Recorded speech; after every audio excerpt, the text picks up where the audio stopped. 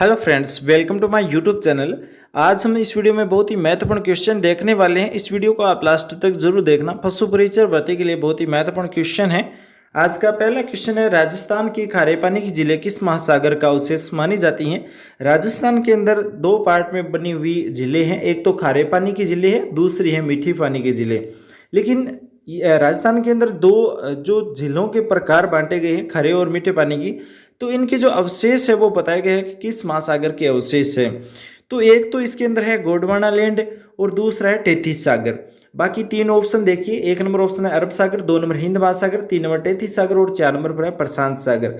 इस तरह का क्वेश्चन आता है तो आप इसके ऑप्शन से भी इसका आंसर निकाल सकते हैं, क्योंकि अगर आपने इसका सही आंसर नहीं पढ़ा है, जिसने पढ़ा है वो तो ये देखता है अरब सागर नहीं है, हिंद महासागर नहीं है, प्रशांत महासागर नहीं है।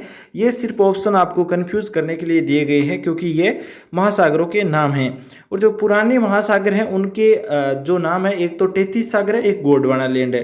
लेकिन खारे पानी की जो झीलें है वो टेथिस सागर के अवशेष है। तीन नंबर ऑप्शन पर दे रखा है टेथिस सागर। इसके साथ में मैं आपको बता दूं, मीठे पानी की जो झीलें हैं वो गोंडवाना लैंड के अवशेष है, गोंडवाना लैंड के अवशेष है। तो ये आपको याद रखना है। उसके बाद में अगला 2 नंबर क्वेश्चन है, राजस्थान की मीठे पानी की झीलें कौन सी हैं। 4 जिलों के नाम दिए गए हैं, इनमें से कौन सी झील है जो मीठे पानी की झील है। तो राजस्थान में मीठे पानी की झील कौन सी है। एक नंबर सांबर, दो नंबर जैसमंद, तीन नंबर डीडवाना और चार नंबर पर है पचपदरा। तो इसका सही आंसर क्या होगा। सांबर झील नमक बनाया जाता है तो खारी झील है, खारे पानी की झील है। उसके बाद में डीडवाना की बात करें तो डीडवाना में भी नमक बनाया जाता है, तो ये भी खारे पानी की झील है। पचपदरा बाड़मेर वाली ये भी झील है, जो जहाँ पर मीठा जो खारा पानी है वहाँ से नमक बनाया जाता है। उसके बाद में बची हुई है 2 नंबर ऑप्शन जैसमंद। जैसमंद झील है वो एक मीठे पानी की झील है, इसलिए आपको 2 नंबर ऑप्शन इसका सही होगा, याद रखना है। ठीक है। उसके बाद में इसकी थोड़ी सी व्याख्या दी गई है कि यह झील उदयपुर जिले में स्थित है। जैसमंद झील के बारे में थोड़ा सा आपको अलग से नॉलेज मिलता है कि जैसमंद झील है वो कहाँ पर है, तो उदयपुर जिले में है। ठीक है।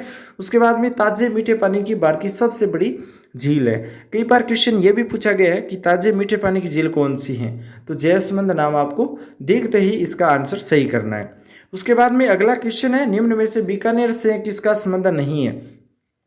सागर नाम दिए गए हैं, सागरों के नाम है। ठीक है। कुछ झील भी दी गई है, कोलाई झील है, ये सागर नहीं है। तो इनका संबंध ऐसा कौन सा है जिसका संबंध बीकानेर से नहीं है। 4 ऑप्शन है। एक नंबर कोलायत है, 2 नंबर अनूप सागर है, 3 नंबर गजनेर सूर सागर है, 4 नंबर पर है गेब सागर है। तो इसका सही आंसर क्या होगा। तो जो कोलायत है, कोलायत बीकानेर में है। ठीक है। अनूप सागर भी बीकानेर में है, गजनेर सूर सागर में। जो बीकानेर से देख रहे हैं उनको पता है कि बीकानेर में कौन कौन से हैं। इसका आंसर बीकानेर वाले सही करेंगे। ठीक है। तो गेब सागर है वो डूंगरपुर में है, ये आपको ध्यान रखना है। 4 नंबर ऑप्शन है वो इसका संबंध सही नहीं है। गेब सागर डूंगरपुर में है, न कि बीकानेर में है। तो व्याख्या में भी ये दे रखा है, गेब सागर झील डूंगरपुर जिले में। ठीक है। उसके बाद में अगला क्वेश्चन है, राजस्थान में खारे पानी की सर्वाधिक झीलें किस जिले में है। खारे पानी की झीलें है वो ये भी पूछा गया है कि किस जिले में सर्वाधिक है। तो 1 number Jaipur, 2 number Jodhpur, 3 number Nagaur और 4 नंबर पर है बाड़मेर। इसका आंसर क्या होगा आप कमेंट में बता सकते हैं। हमसे पहले आप कमेंट में भी बता सकते हैं कि खारे पानी की सर्वाधिक जिले किस जिले में है। तो इसके बात करें आंसर की, तो इसका आंसर रहने वाला है नागौर। नागौर जिले में खारे पानी की सर्वाधिक जिले हैं। 3 नंबर ऑप्शन सही होगा नागौर। उसके बाद में अगला क्वेश्चन है, राजस्थान की सबसे बड़ी पवित्र झील कौन सी है। बहुत ही महत्वपूर्ण क्वेश्चन है, कई बार एग्जाम में पूछा गया है। राजस्थान की सबसे पवित्र झील कौन सी है। 1 number Kolayat, 2 number Siliserh, 3 number नक्की, 4 नंबर पर है पुष्कर। तो इसके बारे में हम बात करें तो कोलायत है वो बीकानेर में है, और सिलीसेड अलवर में है, नक्की सिरोही में है, और पुष्कर झील अजमेर में है। तो इनमें से कौन सी झील है जो पवित्र है, सबसे पवित्र है। तो सबसे पवित्र झील है दोस्तों पुष्कर। पुष्कर नहान भी है, जहाँ पर कुछ लोग जाते हैं नहाने के लिए। तो ये सबसे पवित्र झील है, और यहाँ पर कुछ अस्थियाँ भी बहाई जाती हैं। उसके बाद में अगला जो क्वेश्चन है वो है, मेवाड़ के इतिहास को समेटे एक महत्वपूर्ण प्रशस्ति किस झील के किनारे स्थित है। मेवाड़ का लगभग इतिहास है वो एक प्रशस्ति के ऊपर लिखा गया है। तो ये जो प्रशस्ति रखी गई है वो किस झील के किनारे है। 1 नंबर नक्की झील, 2 नंबर राजसमंद, 3 नंबर जैसमंद और 4 नंबर पर है पिछोला झील। तो इसका सही आंसर क्या होगा? इसका सही आंसर आपको कमेंट में बताना है। लेकिन उसके बाद में मैं आपको बता दूं कि मेवाड़ का पूरा इतिहास है वो एक प्रशस्ति पर लिखा गया है और राज प्रशस्ति है। उसके बारे में आपने अगर नहीं पढ़ा है तो वो राजसमंद जिले में है, राजसमंद झील है उसके किनारे स्थित है। ठीक है, राजसमंद जिले में है। तो नक्की झील कहाँ पर है? नक्की झील सिरोही में, जयसमंद हो गया और पिछोला भी उदयपुर में हो गया। तो ये आपको याद रखना है। राजसमंद झील है वो राजसमंद जिले में है। एक ऐसी झील है जिसका नाम है वो उसके जिले पर किया गया है, राजसमंद। उसके बाद में अगला क्वेश्चन है, राजसमंद झील का उत्तरी भाग किस नाम से विख्यात है? राजसमंद झील है उसका पार्ट बांटे गए हैं। तो उत्तरी जो भाग है वो किस नाम से जाना जाता है? 1 नंबर 9 चौकी पाल, 2 नंबर 7 चौकी पाल, 3 नंबर चक्री, 4 नंबर पर है उत्तरी चौकी पाल। तो इसका सही आंसर क्या होगा? 9 चौकी पाल। 9 चौकी पाल यानी उत्तरी भाग है वो 9 चौकी पाल से नाम से जाना जाता है राजसमंद झील का। राजसमंद झील के जो उत्तरी भाग है उसे 9 चौकी पाल कहते हैं और यहीं पर 25 से शिलालेख लगाए गए हैं। जो राज सिंह प्रशस्ति उत्कीर्ण है इसमें मेवाड़ का इतिहास संस्कृत में लिखा गया है। ठीक है, यहाँ पर व्याख्या में भी आपको मिल गया। इससे पहला क्वेश्चन में आपको यही बताया गया था कि किस झील के किनारे मेवाड़ का इतिहास है लिखा गया, एक प्रशस्ति है वो रखी गई है। तो राजसमंद हो गया इसका आंसर और 25 शिलालेख लिखे गए हैं और राज सिंह के द्वारा लिखे गए हैं, रखे गए हैं, सॉरी, राज सिंह के द्वारा नहीं लिखे गए हैं, इनके इस राजा के काल में ही रखे गए। ठीक है, मेवाड़ में इतिहास संस्कृत में लिखा गया है, ये भी आप याद रखिए। उसके बाद में अगला क्वेश्चन है, राज्य में सर्वाधिक ऊंचाई पर स्थित झील कौन सी है? बहुत ही महत्वपूर्ण है। ऊंचा स्थान कहाँ पर है, किस जिले में है, ये भी आपको याद रखना है। 1 नंबर नक्की झील, 2 नंबर उदय सागर, 3 नंबर सिलीसेड और 4 नंबर पर है पुष्कर झील। तो इसका सही आंसर क्या होगा? इनमें से कौन सी झील है जो सबसे अधिक ऊंचाई पर स्थित है? तो सबसे ऊंचे जो पर्वत है वो किस जिले में है? सिरोही में है। तो सिरोही में कौन सी झील है इनमें से? सिलीसेड अलवर में है, उदय सागर उदयपुर में है, पुष्कर झील अजमेर में है, नक्की झील सिरोही जिले में है। तो इसका सही आंसर हो जाएगा नक्की झील। नक्की झील है वो सिरोही जिले के अंदर है, सबसे ऊंची झील है। उसके बाद में अगला क्वेश्चन है, राजस्थान में खारे पानी की झीलें राज्य के किस क्षेत्र में पाई जाती है? खारे पानी की झीलें आपको याद रखना है, बहुत ही महत्वपूर्ण क्वेश्चन है, कई बार एग्जाम में पूछा गया है, इसलिए आपको ये याद रखना है। राजस्थान की आकृति के बारे में आपने पढ़ा होगा। राजस्थान की आकृति पतंगाकार है। ठीक है, तो पतंगाकार है। तो यहाँ पर जो खारे पानी की झीलें है ना वो इस तरह से है, इस तरह से बांटी गई है। जो उत्तर पश्चिमी क्षेत्र है, उत्तर पश्चिमी क्षेत्र है, यहाँ पर क्या है, खारे पानी की झीलें सर्वाधिक है, ये आपको याद रखना है। इसका कौन सा ऑप्शन दे रखा है? उत्तरी पश्चिमी क्षेत्र 3 नंबर ऑप्शन है। 1 नंबर ऑप्शन उत्तरी क्षेत्र, 2 नंबर उत्तरी पूर्वी, 4 नंबर दक्षिण पूर्वी है, लेकिन 3 नंबर ऑप्शन है उत्तरी पश्चिमी क्षेत्र। तो ये आप याद रखिए। जिग जैग बांध सही है। अगला क्वेश्चन है, जिग जैग बांध किस जिले में स्थित है? Zig zag 1 number Bundi, 2 number Kota, 3 number Jhalawar, 4 number पर है बारां। इसका सही आंसर क्या होगा? जिग जैग बांध। कई बार एग्जाम में पूछा गया, ये नाम ही ऐसा है दोस्तों, कंफ्यूज हो जाते हैं क्योंकि इसको आपने पढ़ा है तो भी आप एग्जाम में भूल जाते हैं क्योंकि जिग जैग नाम ही ऐसा है। नाम देखते ही आपको लगता है कि ये कहाँ पर है, तो आप परेशान हो जाते हैं। परेशान होने की बात नहीं है, आपको इसका आंसर देखना है। जिग जैग बांध है वो बूंदी जिले में है। तो 1 नंबर ऑप्शन इसका दे रखा है बूंदी। जिग जैग बांध है वो बूंदी जिले में है, ये आपको ध्यान रखना है। 1 नंबर ऑप्शन इसका सही होगा। उसके बाद में अगला जो क्वेश्चन है वो है, बूंदी की फूल सागर झील का निर्माण किसने करवाया था? बहुत ही महत्वपूर्ण क्वेश्चन है। फूल सागर झील है बूंदी जिले के अंदर, उसका निर्माण किसने करवाया था? 1 नंबर ऑप्शन रानी फूलकमर, 2 नंबर रानी नयनलता, 3 नंबर रानी नातावत और 4 नंबर ऑप्शन है रानी फूललता। तो इसका सही आंसर हो जाएगा रानी फूललता। 4 नंबर ऑप्शन सही है। बूंदी के अंदर फूल सागर झील है, उसका निर्माण रानी फूललता ने करवाया था। अगला क्वेश्चन है, अजीत सागर झील कहाँ पर स्थित है? अजीत सागर झील, अजीत सागर झील कहाँ पर है? 1 number Jhalawar, 2 number Jhunjhunu, 3 number Bikaner और 4 नंबर पर है जैसलमेर। तो इसका सही आंसर क्या होगा? अजीत सागर। अजीत सिंह आपको ध्यान रखना है। अजीत सिंह जो एक राजा थे वो झुंझुनू जिले के थे, तो झुंझुनू इसका सही आंसर हो जाएगा। 2 नंबर ऑप्शन सही होगा झुंझुनू। अगला जो क्वेश्चन है बहुत ही महत्वपूर्ण क्वेश्चन है, राज्य में पश्चिमी मरुभूभाग में मिट्टी अपरदन को रोकने के सर्वोत्तम उपाय क्या है? पश्चिमी क्षेत्र में मरुभूमि है, जो जिले है बाड़मेर है, जैसलमेर है, जोधपुर है। तो ये जो बीकानेर का क्षेत्र है यहाँ पर मरुस्थल सर्वाधिक है। उस मरुस्थल के अंदर क्या होता है कि मिट्टी का अपरदन होता है, यानी मिट्टी एक जगह से दूसरी जगह चली जाती है। मान लीजिए हवा से हो गया, पानी से हो गया, तो इस तरह से मिट्टी का अपरदन होता है। तो उसे रोकने के लिए सरकार के द्वारा भी कुछ उपाय चालू करे गए हैं राजस्थान के अंदर। बहुत सारे ऐसे अभियान चलाए गए हैं, लेकिन हमें इसके अंदर ये देखना ऑप्शन कौन सा दे रखा है जो इसका सही आंसर होगा। 1 नंबर ऑप्शन है चारागाहों का विकास करना। क्या चारागाहों का विकास होगा तो मिट्टी अपरदन रुकेगा? 2 नंबर है मेड़बंदी, मेड़बंदी करने से क्या मिट्टी अपरदन रुकेगा? 3 नंबर है मैदानी क्षेत्रों में वृक्षों की पट्टियां लगाना। 4 नंबर है फसल चक्र अपनाना। तो आपको क्या लगता है कि मिट्टी अपरदन मरुस्थल के अंदर किस तरह से रोका जा सकता है? अगर इस तरह से अगर पट्टियों के अंदर पौधे लगा दिए जाए तो हो सकता है मिट्टी अपरदन रुक जाएगा। और कई बार इसके अभियान भी चलाए गए हैं, पौधे लगाए गए हैं और मिट्टी अपरदन रोका भी गया है। ठीक है, तो 3 नंबर ऑप्शन सही होगा, मैदानी क्षेत्रों में वृक्षों की पट्टियां लगाना। उसके बाद में है राज्य में काली मिट्टी के विस्तार वाले जिले कौन से? काली मिट्टी आपको पता है कहाँ पर होता है? अशोक, अफीम, सोयाबीन, कपास, ये सर्वाधिक कहाँ पर होते हैं? तो कौन से जिले आपको ये देखना है काली मिट्टी कहाँ पर है? 1 नंबर झालावाड़ कोटा, 2 नंबर बूंदी बारा, 3 नंबर सवाईमाधोपुर का कुछ भाग, 4 नंबर उपरोक्त सभी।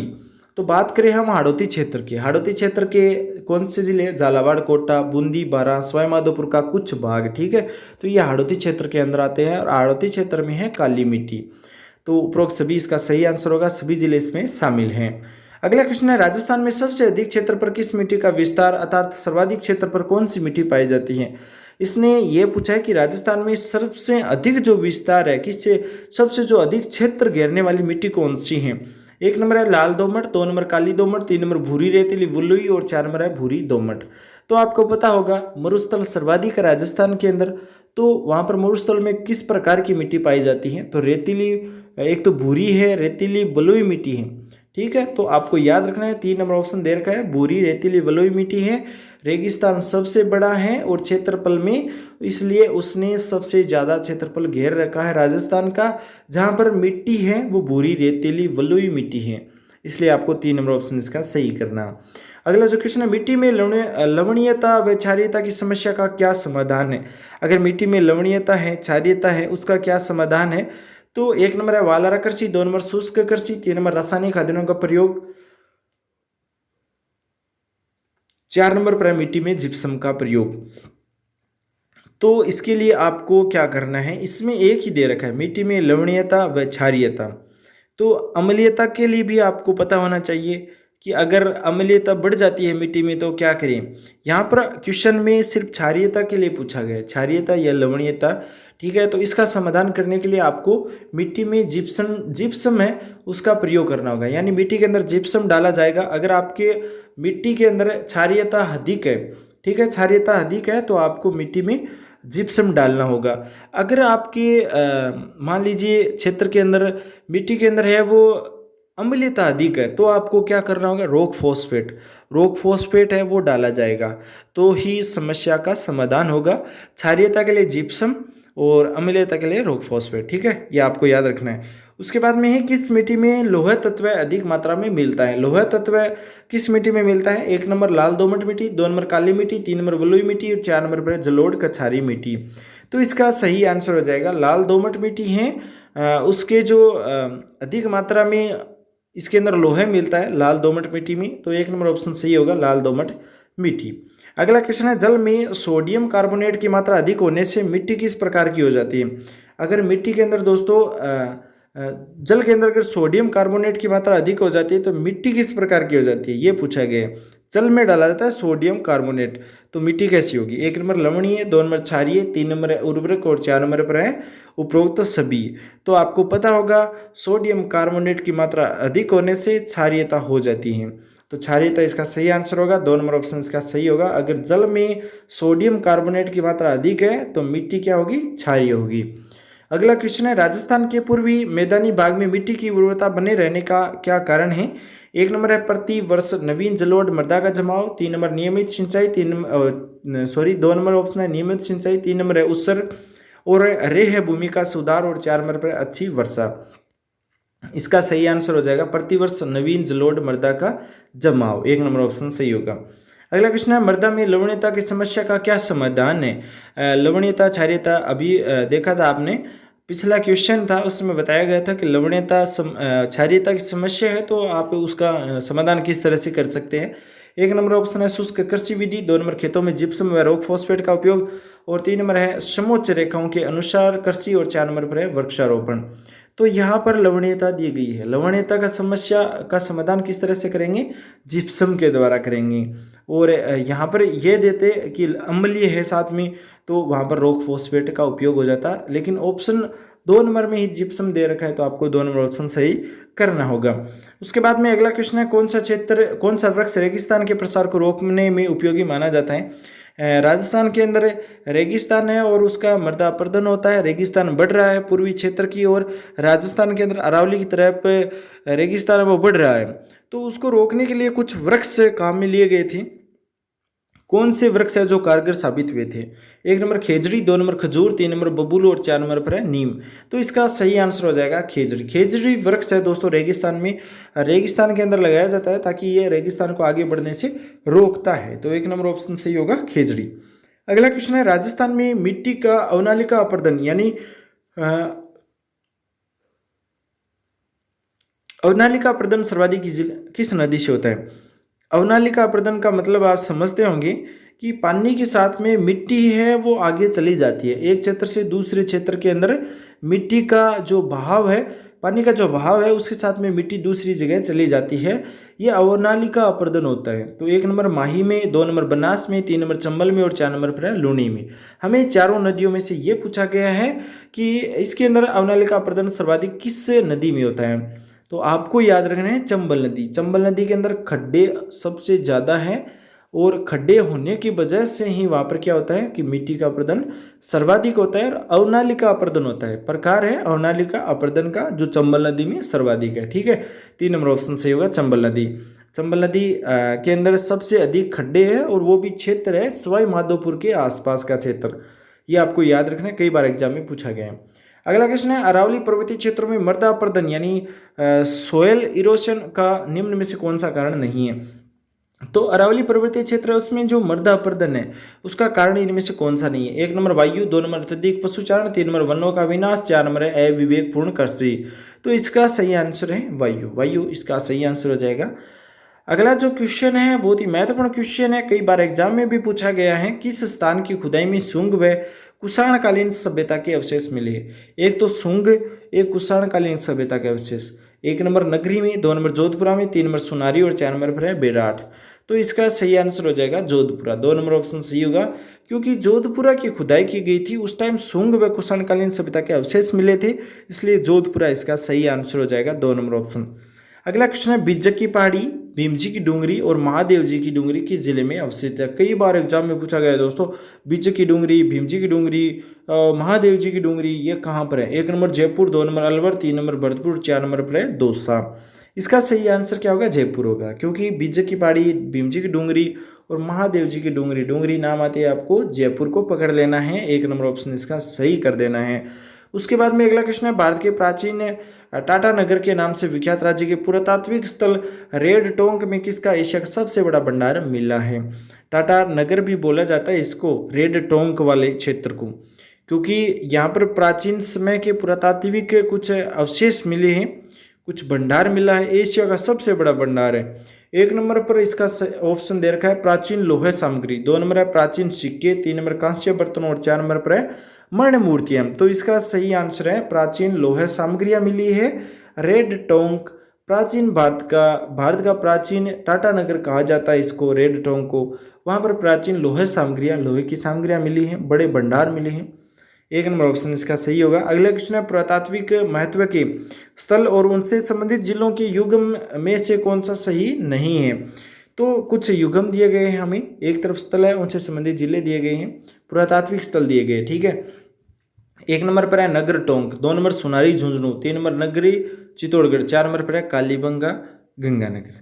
तो आपको क्या करना है, नगर टोंक ये सही है, 2 नंबर सोनारी झुंझुनू में ये भी सही है, कन्फर्म में नगर टोंक में है, सोनारी झुंझुनू में है, नगरी चित्तौड़गढ़ में है। ठीक है, कई बार एग्जाम में नगरी वाला भी पूछा गया है, लेकिन यहाँ पर क्या है, कालीबंगा गंगानगर है। कालीबंगा कहाँ पर है? हनुमानगढ़ में है, तो यहाँ पर गंगानगर दे रखा है। तो आप क्या सोचेंगे कि अगर हनुमानगढ़ में है तो हो सकता है गंगानगर में भी हो पास में, तो आप इस ऑप्शन से कंफ्यूज हो जाते हैं। यहाँ पर गंगानगर दे रखा है, इसीलिए दे रखा है कि अगर आपने सही से नहीं पढ़ा है तो आप कंफ्यूज हो जाएंगे कि कालीबंगा है वो गंगानगर में भी है। तो यहाँ पर जो ये युग्म सही नहीं है, कालीबंगा हनुमानगढ़ जिले में है, न कि गंगानगर में है। तो 4 नंबर ऑप्शन इसका युग्म है वो गलत है और आंसर इसका सही होगा। ठीक है, अगला क्वेश्चन है, राजस्थान की प्राचीन सभ्यता आहड़ की खोज किस विद्वान ने की थी? आहड़ सभ्यता है उदयपुर के अंदर है, प्राचीन सभ्यता है, इसकी खोज किसने की थी? 1 नंबर आर सी अग्रवाल, 2 नंबर कर्नल टोड, 3 नंबर जसरथ शर्मा और 4 नंबर पर है आर डी बनर्जी। तो इसका सही आंसर क्या है कि जो आहड़ सभ्यता है उदयपुर में प्राचीन सभ्यता है उसकी खोजें किसने की थी? R C Agrawal. आपको आर सी अग्रवाल इसका सही आंसर करना होगा। 1 नंबर ऑप्शन दे रखा है आर सी अग्रवाल। अगला क्वेश्चन है, किस पुरातात्विक स्थल को पूर्व में मालव नगर कहते थे? मालव नगर किसको कहते थे? 1 नंबर नगर टोंक, 2 नंबर नलियासर सांबर, 3 नंबर सुनारी झुंझुनू, 4 नंबर पर है रेड टोंक। तो इसका सही आंसर क्या होगा? नगर टोंक। नगर टोंक, नगर एक क्षेत्र है टोंक जिले के अंदर जहाँ पर पुरातात्विक स्थल मिले हैं और पूर्व में मालव नगर कहते थे इसको। तो नगर टोंक 1 नंबर ऑप्शन इसका सही होगा। अगला जो क्वेश्चन है, मकानों में एक से अधिक चूल्हे किस पुरातात्विक स्थल के उत्खनन से प्राप्त हुए हैं? मकानों में एक से अधिक चूल्हे, 6 चूल्हे मिले दोस्तों, 6 चूल्हे मिले किससे? पुरातात्विक स्थल से। यानी एक सभ्यता है राजस्थान के अंदर जहाँ पर 6 चूल्हों के अवशेष मिले हैं, अंगुलियों के निशान मिले हैं, बिल्ली के पंजों के निशान मिले हैं, ये आपको याद रखना है। 1 नंबर ऑप्शन दे रखा है गणेश्वर सभ्यता, 2 number Ahar, 3 number Bagor, 4 number पर है बेराट। तो इसका सही आंसर है आहड़ सभ्यता। आहड़ सभ्यता कहाँ पर है? उदयपुर में, उदयपुर में है आहड़ सभ्यता जहाँ पर पुरातात्विक स्थल मिले हैं, 6 चूल्हों के अवशेष मिले हैं। तो आहड़ सभ्यता में बिल्ली के पंजों के निशान भी आहड़ सभ्यता में मिले हैं। 1 नंबर है गिलुंड। अगला जो क्वेश्चन है, गिलुंड सभ्यता थी, गिलुंड सभ्यता कांस्य युगीन थी, लोहा युगीन थी, पाषाणकालीन थी या ताम्र युगीन थी? तो गिलुंड सभ्यता है वो ताम्र युगीन थी। 4 नंबर ऑप्शन दे रखा है ताम्र युगीन, 4 नंबर ऑप्शन इसका सही होगा। अगला जो क्वेश्चन है वो है, जोते हुए खेतों के सबसे प्राचीन प्रमाण कहाँ पर मिले हैं?